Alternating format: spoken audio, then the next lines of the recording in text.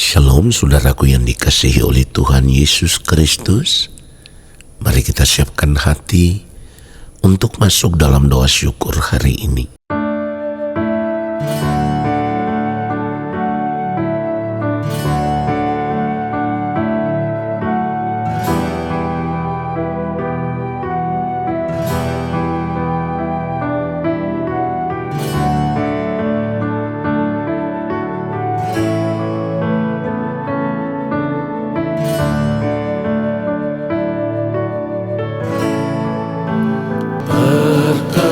Perkenankan hamba-Mu, ya Bapa, masuk dalam hadirat-Mu yang kudus. Perkenankan hamba-Mu, ya Yesus, sujud menyembah dalam kekudusan.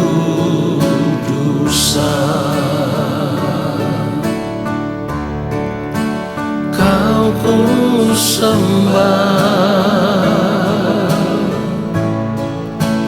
Kau ku sembah,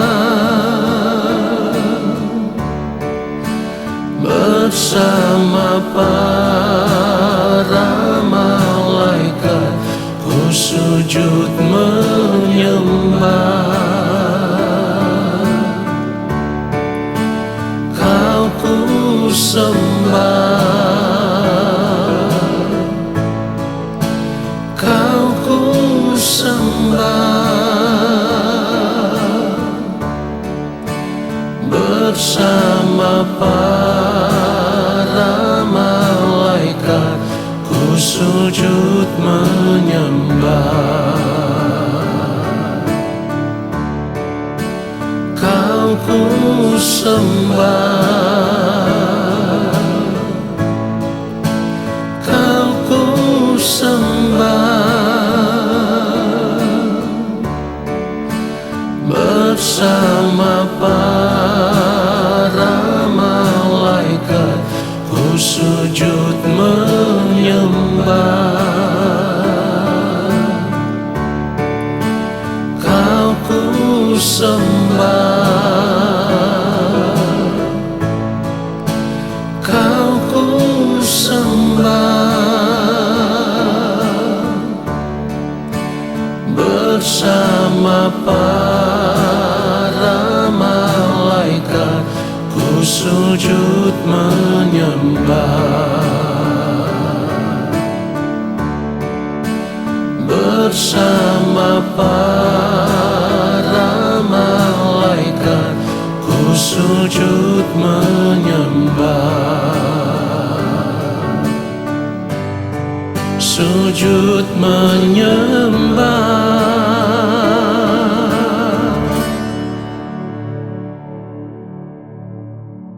Mari kita berdoa. Bapa yang Maha Kudus, Allah yang Maha Mulia, kembali kami ada di hadapan Bapa. Kami mau diam di dalam hadirat-Mu ya Tuhan, dan kami mau mempersiapkan hati kami untuk diisi dengan kebenaran firman-Mu. Berbicaralah bagi kami ya Allah, sampaikanlah kebenaran firman-Mu bagi kami, dan Roh Kudus mengajar kami untuk mengerti kebenaran firman yang kami dengar, lalu kami mau hidup seturut dengan firman-Mu ya Tuhan, di sepanjang umur hidup kami. Di dalam nama Tuhan Yesus Kristus kami berdoa. Amin. Saudara yang dikasihi oleh Tuhan Yesus Kristus, ada begitu banyak orang yang ingin diterima oleh Tuhan. Atau dengan kata lain, ada banyak orang yang ingin masuk surga. Tetapi satu hal yang harus kita sadari, untuk bisa diterima oleh Tuhan, untuk bisa diterima di dalam kerajaan Allah Bapa di sorga. Segenap hidup kita harus berkenan kepada Allah. Inilah yang menjadi persoalan. Tidak semua orang percaya memahami secara benar seperti apa kehidupan yang berkenan di hadapan Allah itu. Banyak orang berpikir kalau sudah memiliki pengetahuan tentang Allah, maka hidup mereka akan berkenan. Sebagian orang lain berpikir, yang penting sudah aktif di dalam berbagai pelayanan, maka hidup mereka akan berkenan. Ada juga yang berpikir yang penting sudah mengakui Yesus sebagai Tuhan dan Juru Selamat, maka kehidupan mereka pasti akan berkenan. Saudaraku, kita harus ingat, menjadi berkenan itu bukan sekedar terlihat dari penampilan luarnya saja, karena Allah juga menyelidiki sampai di kedalaman hati. Sebab firman Tuhan juga mengatakan akan hal itu. Allah menyelidiki hati. Allah Bapa di sorga akan melihat apakah manusia batinnya kita itu benar-benar serupa dengan Kristus atau tidak. Jadi kalau hanya memiliki pengetahuan tentang Allah atau merasa sudah terlibat di dalam aktivitas kerohanian, juga ada yang merasa sudah mengakui dengan mulut bahwa Yesus adalah Tuhan dan Juru Selamat. Saudaraku, kita harus ingat Tuhan Yesus sendiri berkata, seperti yang ditulis di dalam Matius 7 ayat 21, bukan setiap orang yang berseru kepadaku, Tuhan, Tuhan, akan masuk ke dalam kerajaan sorga, melainkan dia yang melakukan kehendak Bapakku yang di sorga. Sampai di sini seharusnya kita bisa mengerti apalah artinya kita memiliki pengetahuan tentang Allah. Apalah artinya kita terlibat di dalam aktivitas kerohanian.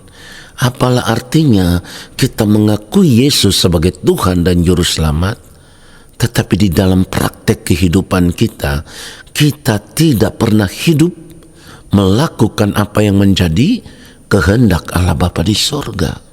Jadi kita harus mengerti hidup sebagai orang percaya itu, kita punya tanggung jawab yang harus ditunaikan, yaitu hidup sama seperti Kristus telah hidup.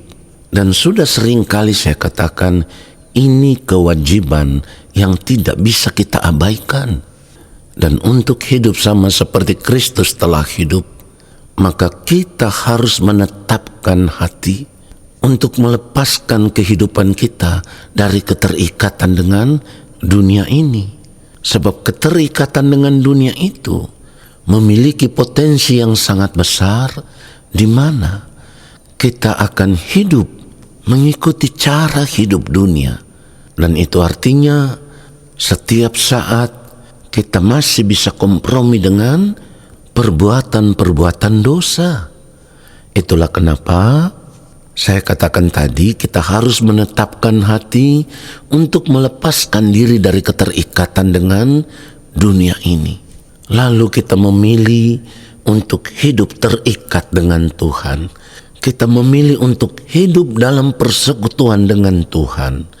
Kita memilih untuk hidup takut akan Tuhan.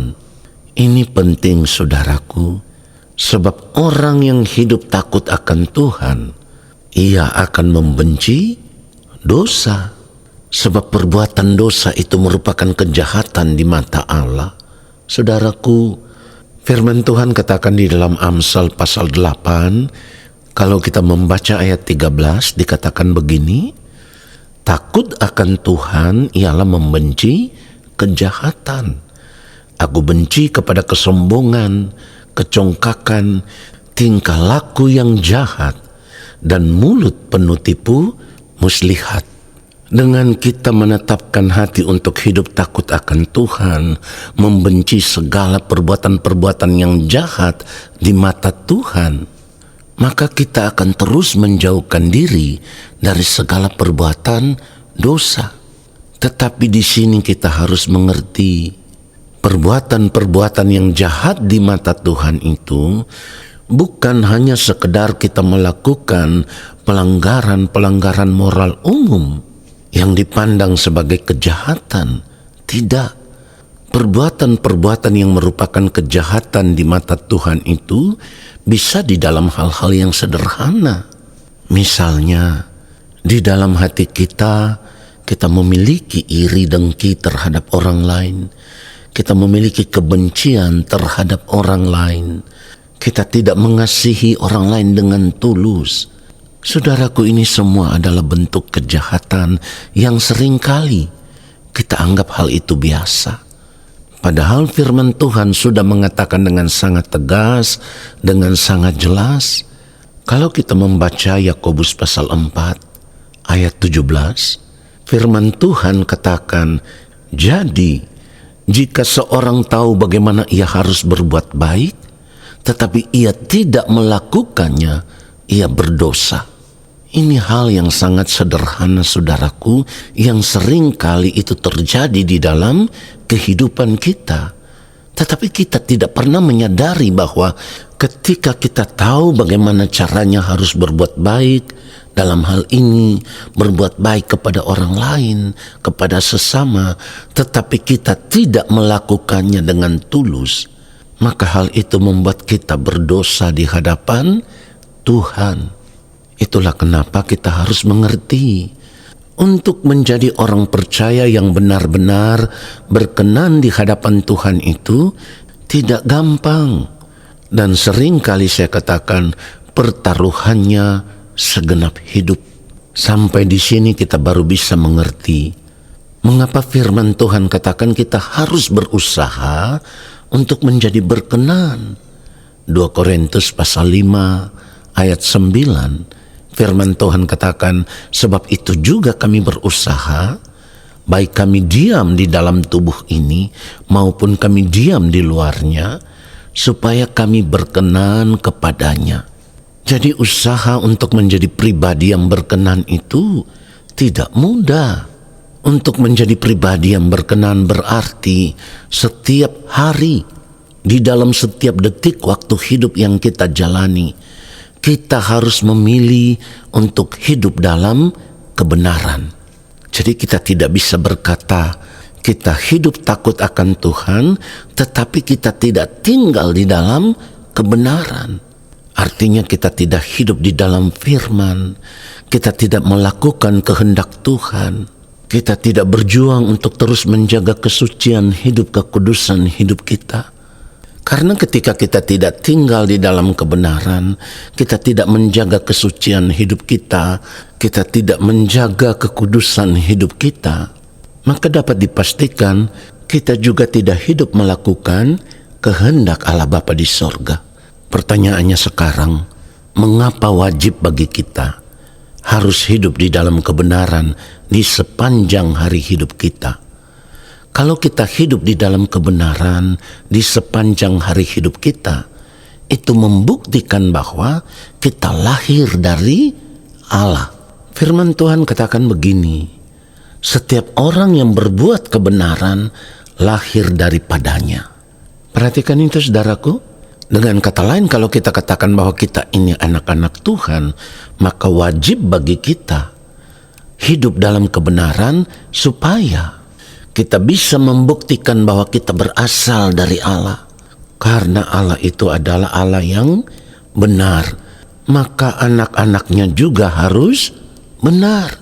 Saudaraku, sadar ini.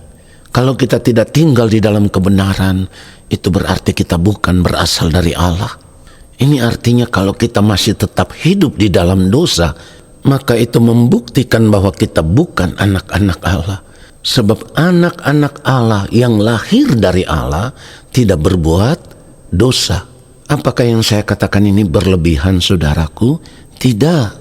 Firman Tuhan katakan dengan sangat tegas, kalau kita membaca 1 Yohanes pasal 3 ayat 9, setiap orang yang lahir dari Allah tidak berbuat dosa lagi. Saudara perhatikan itu? Dengan demikian, kalau kita masih kompromi dengan dosa, atau berbuat dosa, kita berasal dari siapa? Firman Tuhan katakan dengan tegas, 1 Yohanes pasal 3 ini kalau kita membaca ayat 8, barang siapa yang tetap berbuat dosa berasal dari iblis. Dengan demikian kita baru bisa mengerti mengapa hidup sebagai orang percaya itu pertaruhannya segenap hidup. Karena kita sudah tidak boleh kompromi dengan dosa. Kita harus memilih hidup benar supaya kebenaran itu bisa membuktikan bahwa kita adalah anak-anak Allah Bapa di sorga. Amin. Mari kita berdoa. Terima kasih Bapa yang Maha Kudus, kami bersyukur untuk kebenaran firman-Mu yang sudah menyadarkan kami. Kami mau berjuang di sepanjang sisa umur hidup kami. Kami mau hidup benar di hadapan Bapa, hidup tak bercacat, tak bercela. Kami mau hidup hanya untuk melakukan apa yang menjadi kehendak-Mu ya Allah. Kami bersyukur untuk firman-Mu yang terus mengubah kami. Dan saat ini kami percaya Engkau akan memberkati kami. Turunlah atas kehidupan kami segala berkat kasih karunia daripada Allah Bapa di sorga. Rahmat cinta kasih dari Tuhan Yesus Kristus di dalam persekutuan yang manis dengan Roh Allah yang kudus menyertai langkah hidup kami dan memberkati kami sekarang dan sampai selama-lamanya. Amin. Saudara, terima kasih sudah mengikuti doa syukur hari ini. Tuhan Yesus memberkati kita semua. Shalom.